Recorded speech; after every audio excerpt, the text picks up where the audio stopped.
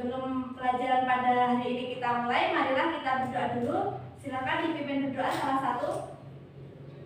Persiapkan berdoa mulai. Selesai. Oke, maka pelajaran sudah ini kita buka dengan baca basmalah. Bismillahirrahmanirrahim. Oke, saya absen dulu ya. Yang pertama, Reni, Hadir. Nadila, Hadir. Familia, Hadir. Reza, Sakit. terus Didik, Izin. izin kemana? Kakaknya menikah. Menikah. Oke. Nah, teman-teman, kalian kan agamanya Islam ya? Pernah nggak kepikiran kapan sih agama Islam ini datang ke Indonesia gitu? Enggak. Pasti pernah ya kepikiran. Terus kapan datangnya, siapa yang membawa gitu ya, pasti pernah kepikiran. Nah, materi kita hari ini yaitu masuknya Islam di Nusantara.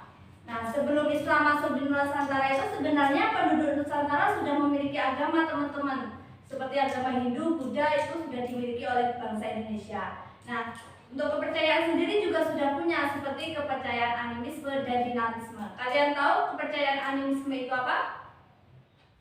Kepercayaan animisme itu yaitu menganut kepercayaan terhadap roh-roh leluhur. Dan kepercayaan dinamisme itu mempercayai seperti pohon atau batu itu disembah. Nah, jadi sebenarnya menyebarkan agama Islam di Indonesia itu sulit karena penduduknya sudah memiliki agama itu dan sulit untuk diubahnya. Nah, namun karena para ulama penyebar agama di Indonesia itu gigih, ulet, jadi mereka dapat berhasil menyebarkan agama Islam di Indonesia ini. Nah, untuk melanjutkannya, ini saya punya materi, silakan teman-teman pelajari ya. Dan nanti jika ada yang belum dipahami, silakan ditandai dan ditulis pertanyaannya ya.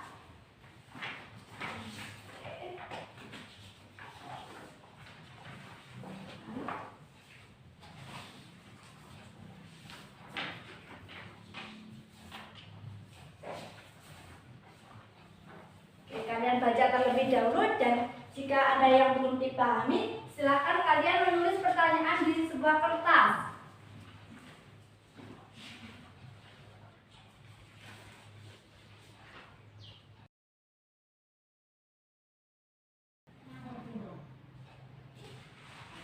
Oke, sudah selesai bacanya?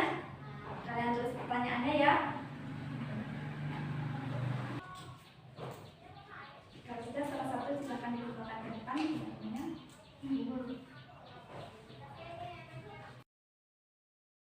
Ke depan.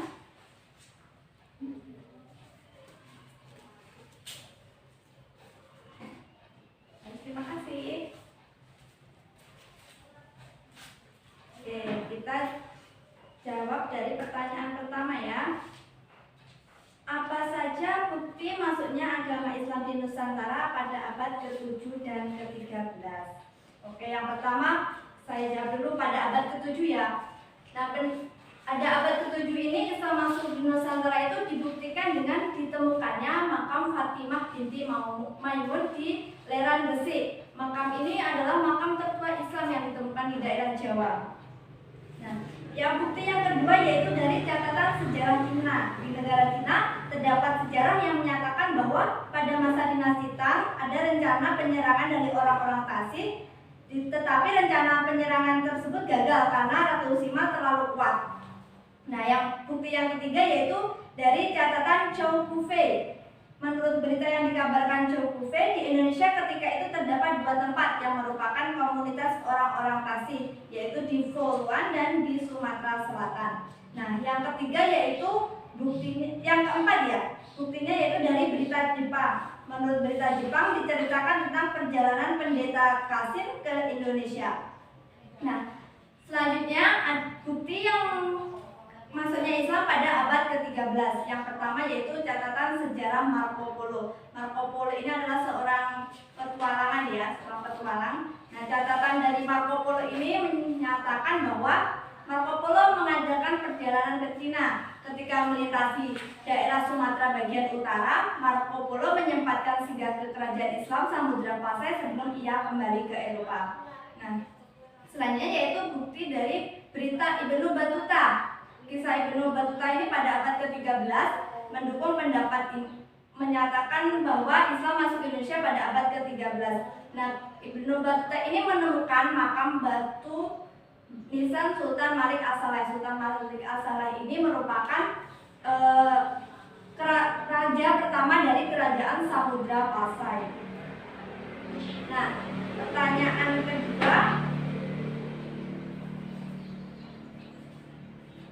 sarana apa saja yang digunakan para penyebar agama Islam di Nusantara? Nah, sarana yang digunakan pertama yaitu perdagangan. Jadi pada zaman dahulu kan Indonesia ini merupakan pusat dari perdagangan ya di kerajaan Sriwijaya. Nah, jadi para pedagang itu mampir ke Indonesia sekaligus menyebarkan agama Islam.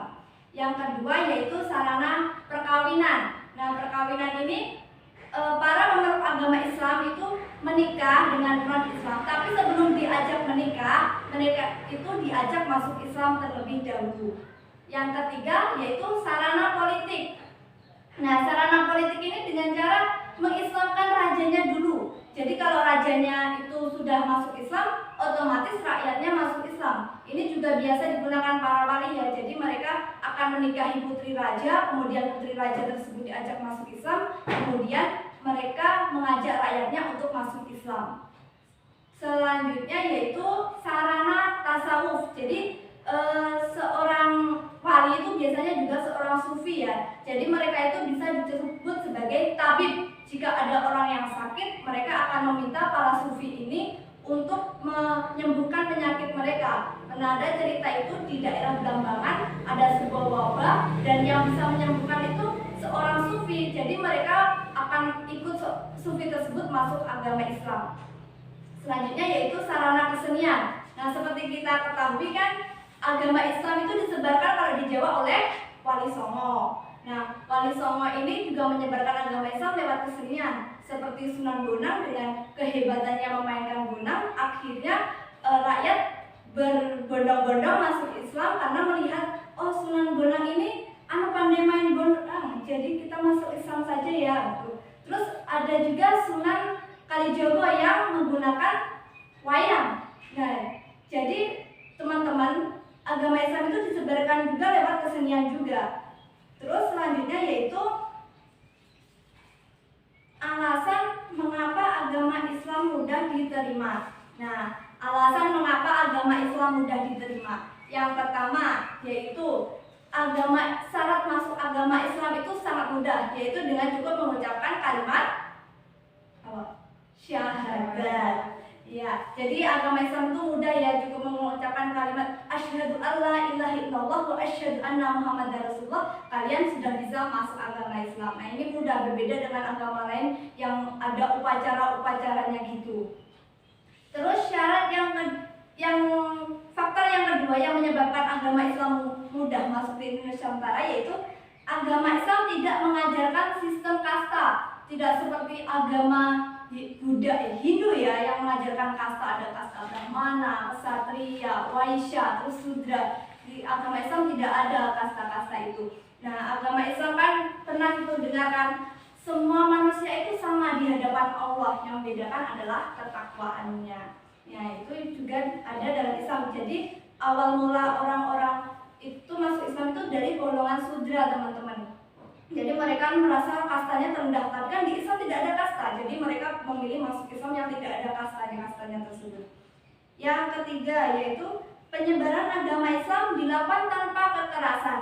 Nah, udah tahu kan tadi Islam disebarkan lewat kesenian, perkawinan, perdagangan. Gak ada namanya kekerasan seperti di daerah Timur Tengah yang mesti perang untuk menaklukkan suatu daerah. Itu Islam gak ada seperti itu. Seperti kita ketahui di daerah Jawa itu disebarkan melalui kesenian oleh Wali Songo tadi. Nah, itu contoh lagi yaitu Sunan Kudus. Sunan Kudus itu menyebarkan agama Islam di daerah Kudus. Daerah Kudus itu terkenal dengan agama Hindunya. Mereka itu agama Hindu kan apa itu namanya? mengagungkan sapi. Nah, jadi di daerah Kudus itu Sunan Kudus memberikan fatwa bahwa sapi tidak boleh disembelih. Hal ini juga yang menyebabkan agama Islam itu agama lain tertarik dengan agama Islam karena mereka tetap mentoleransi adat mereka. Nah, terus ada juga ajaran Sunan Kalijogo seperti jimat Kalimosodo. Kalian pernah dengar? Nah, artinya kalimat syahadat. Jimat, jika kalian sudah berpegang pada jimat Kalimosodo atau kalimat syahadat, maka kalian akan selamat. Nah, faktor yang keempat yaitu ritual kegiatan keagamaan agama Islam lebih sederhana. Cuma ada Idul Fitri, Idul Adha cukup menyembelih cukup menyembelih binatang, Idul Fitri cukup bersilaturahmi ke rumah saudara, kemudian sholat juga cukup mudah, tidak ribet seperti agama-agama lainnya. Oke. Nah, selanjutnya jadi kita simpulkan yang pertama, Islam masuk di Nusantara tadi buktinya pada abad ke-7 yaitu ditemukannya makam Fatimah binti Maimun. Terus yang abad ke-13 dari catatan Marco Polo. Terus apalagi berita Ibnu Battuta. Nah, terus sarana masuknya Islam tadi lewat apa? Perdagangan, terus perkawinan, ya, terus politik, terus Wali Songo tadi dengan kesenian, terus yang terakhir Sufi tadi dengan tasawuf.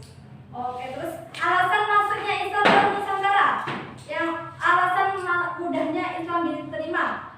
Yang pertama, tidak memandang kasta. Terus yang kedua, syarat masuk Islam sangat mudah. Terus yang ketiga, ritual kegiatan ritual keagamaannya mudah ya, simple. Terus dilakukan tanpa kekerasan. ada lagi?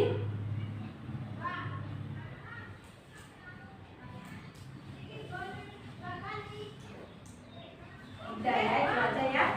Nah, sekarang untuk mengetes kemampuan kalian, ini saya ada soalnya cukup mudah kok. Kalian kerjakan ya.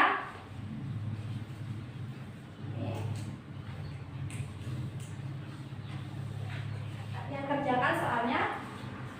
Jangan menyontek punya teman ya.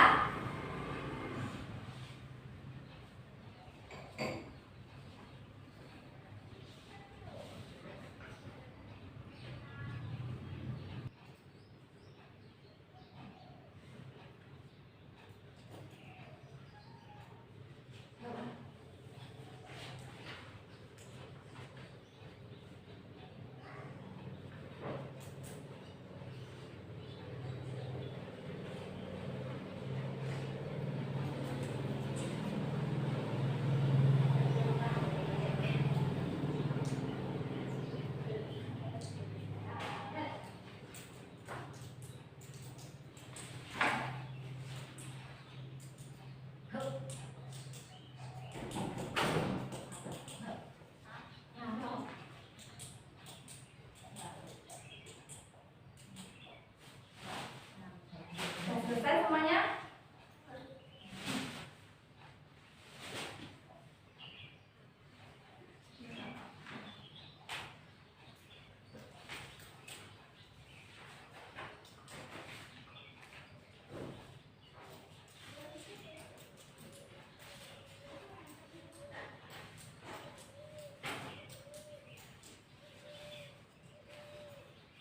Kalau sudah selesai, silakan dikumpulkan ke depan.